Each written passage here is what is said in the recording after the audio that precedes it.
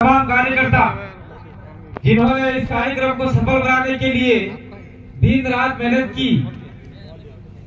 अपनी बात शुरू करने से पहले मैं तमाम महापुरुष के जो आदिवासियों के लिए लड़े और उनको अधिकार दिलाए, उन सभी को नमन करते हुए मैं मेरे छोटे भाई जगदीश पांडव को नमन करना चाहूंगा, क्योंकि आज उदयपुर के जन जागरण में अमित खराड़ी, जगदीश पांडव और पूर्व में जो आपका जिला नहीं था, जिला वाला जीतू कटारा वाला सलोमर और अन्य साथी, नाम लेने से क्या होता है दूसरे साथी नाराज हो जाते हैं। उन सभी को मैं आभार करना चाहता हूं कि आपने जो हमसे बातें सुनकर जन जागरण किया और लोगों को जगाया, उसके लिए आप सभी को मैं आभार व्यक्त करना चाहता हूं।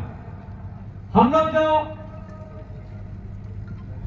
आरक्षण की मांग करें, महारानी की मांग करें, मैं अपनी बात शुरू करने से पहले ये आरक्षण क्यों है, किस हिसाब से मिला है, इस पे फोकस करना चाहूंगा, क्योंकि ये यहाँ बोलने की बात नहीं है, लेकिन फिर भी बोल देता हूं।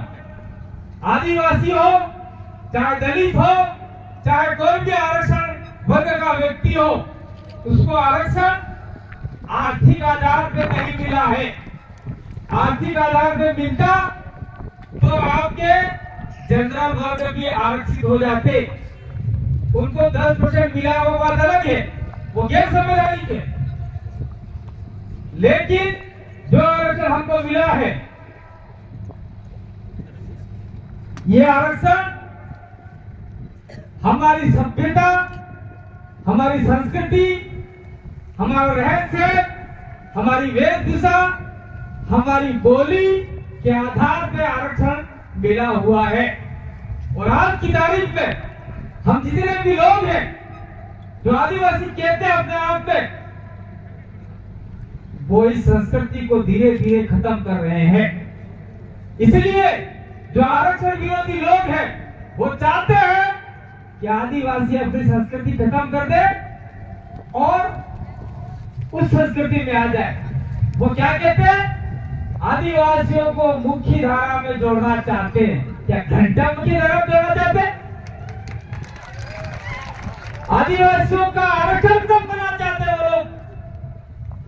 और आप लोग कहना चाहता हूं मैं, ये इतना बड़ा फंदा दिया है, 34 पॉइंट है, और इस पॉइंट को पढ़ के भी अगर आपका दिमाग तिल मिलाया नहीं तो आने वाले समय में आप तिल मिला जाओ। लोग आपके पीछे पड़े खत्म करने के लिए। इसलिए भाई खड़े मत, पास में बैठ के पकड़ के बैठना। रात के आजू बाजू पुलिस प्रशासन है, उसका मैं धन्यवाद देना चाहता हूं। मैं कहना चाहता हूं कि ये आरक्षण न तो कांग्रेस ने दिया, न बीजेपी ने दिया, न किसी और ने दिया, न नई पार्टी ने दिया, किसी पार्टी वालों ने नहीं दिया। ये आरक्षण हमारे आदिवासी महापुरुषों ने लड़ झगड़ कर अंग्रेजों से लिया है, और ये आरक्षण 1874 से मिला हुआ है हमको। उससे पहले भी आरक्षण हमारा था, और कहते हैं कि आरक्षण 23,000 होने के बाद मिला। ये देखो झूठी बातें करते हैं, इसे जुमला फेंकते हैं कि 15 करोड़ आपके खाते में दे दूंगा, घंटा ही नहीं दिया, आप लोग ताले बजा रहे हो, बजाओ। हमारा क्या लेन देना भाई? मैं इस पर्चे में से ही बात उठा के बताऊंगा आपको कुछ। अपनी बात खत्म करने से पहले थोड़ा घंटी मत बजाना भाई, क्योंकि पीछे व्यक्ति हैं, बोलने वाले सांसद हैं, एमएलए हैं, शायद 2 एमएलए और आने वाले हैं, लेडीज हैं और पुरुष बीपीएमएल के भी हैं। लेकिन इस का बीच बोले में हमने बहुत सारा मेहनत किया है। आज जो आपके सामने बोल रहा हूं वो भी मैं आधा शरीर लेके बोल रहा हूं।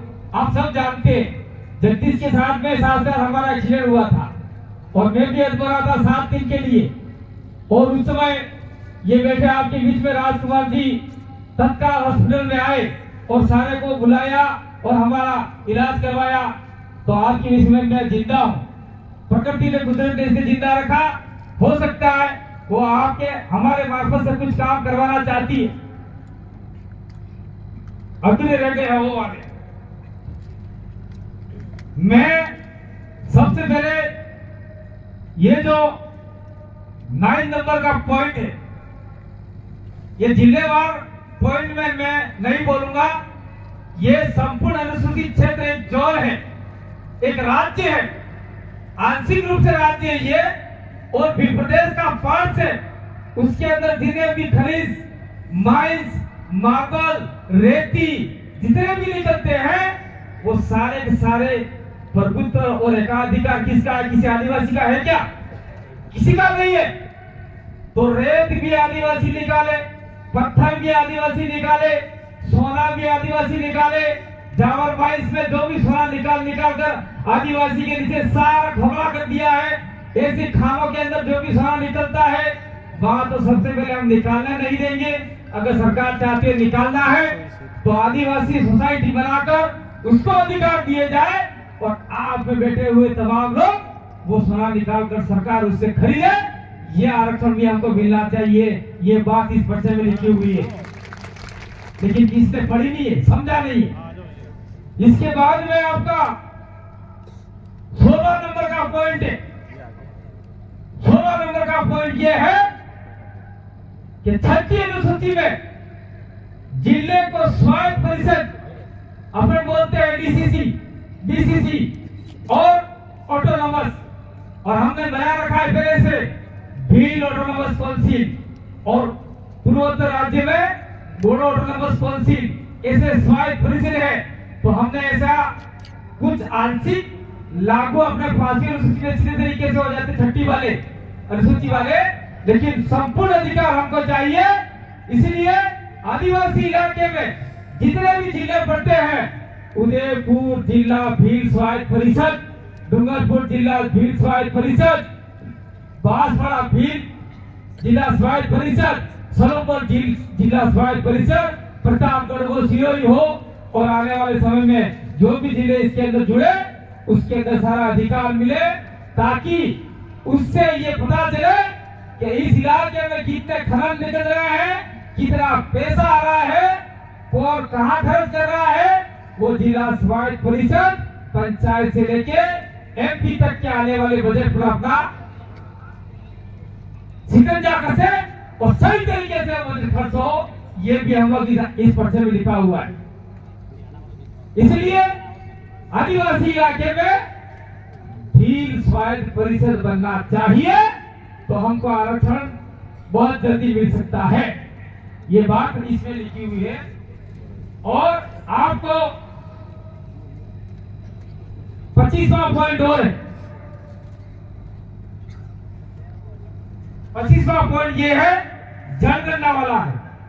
1871 में जनगणना का मेमोरेंडम बना था, 1881 में जनगणना स्टार्ट हुई, और उसमें हमको एनिमिस्ट, आपका ट्राइबल, ट्राइब, अबोरिजिनल, इंडिजिनस, ये सारे शब्दों से हमको नवाजा गया। तो हम चाहते हैं देश भर में आदिवासियों के लिए अलग धर्म कॉलम की स्थापना हो। पूर्व की बात ही, नया नहीं मांग रहे हम लोग। और जो सांसद बार बार धर्म का अलग रखते हैं, फलना ढेमका मकड़ा, तुम्हारा भरा हुआ आवेदन पत्र पढ़ो, उसके अंदर हिंदू धर्म के ऊपर आपने लागू नहीं होता, क्रॉस नहीं होता, क्यों बाहर रखा है? कौन सांसद को कह रहा हूं मैं आपको? इसी सांसद को कह रहा हूं, ये आपके डूंगरपुर त्यावर राजकुमार जी है, उदयपुर सांसद को कह रहा हूं कि आपके आवेदन पत्र में हिंदू धर्म वाला क्रॉस क्यों आ रखा है?